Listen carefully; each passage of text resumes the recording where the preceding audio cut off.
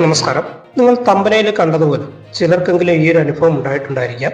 നമ്മുടെ പെൻഷൻ വീടുകളിൽ എത്തിച്ചു തരുമ്പോൾ ചിലർ പണം ചോദിക്കാറുണ്ട്, ചോദിക്കാതെ തന്നെ കൊടുക്കുന്നവരുമുണ്ട്.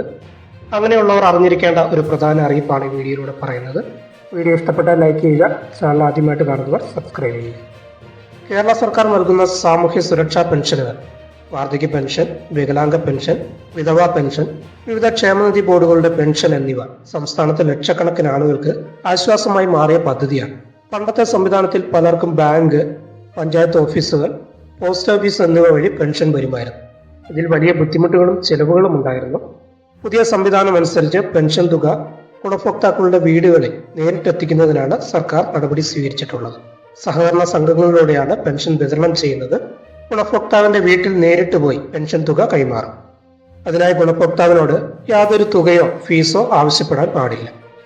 ഇത് വിതരണം ചെയ്യുന്നവര് നമുക്ക് വേണ്ടി ഇത്രയും ചെയ്യുമ്പോൾ പൈസ ചോദിച്ചു വാങ്ങുന്നവരുമുണ്ട്, എന്തെങ്കിലുമൊക്കെ ചെയ്തേക്കാമെന്ന് ചിന്തിച്ച് കൊടുക്കുന്നവരുമുണ്ട്.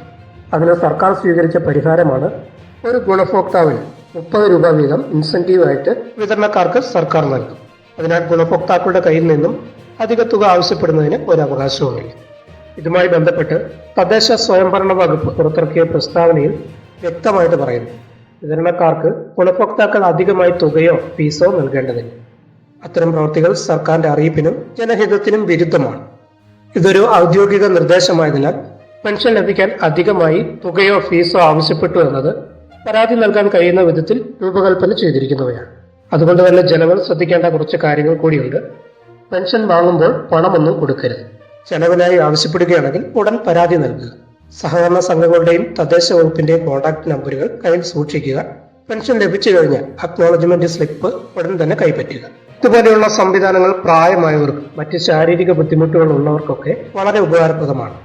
ഇനി പുറത്തുപോയി ക്യൂ നിൽക്കേണ്ട കാര്യമില്ല. സർക്കാരിന്റെ ഈ തീരുമാനം തീർച്ചയായിട്ടും എല്ലാവർക്കും ആശ്വാസമായിട്ട് മാറും. ഇത് സുരക്ഷിതവും സുഖകരവുമായ ഒരു മാർഗം കൂടിയാണ്. ഇത്തരം നല്ല മാറ്റങ്ങളെ നമുക്ക് സ്വാഗതം ചെയ്യാം. ഈ വീഡിയോ നിങ്ങൾക്ക് ഉപകാരപ്പെട്ടാൽ ലൈക്ക് ചെയ്യുക, ഷെയർ ചെയ്യുക, നിങ്ങളുടെ അഭിപ്രായങ്ങൾ കമന്റ് ചെയ്യുക. മറ്റു വാർത്തകളും അറിയിപ്പുകളുമായിട്ട് വീണ്ടും കാണാം.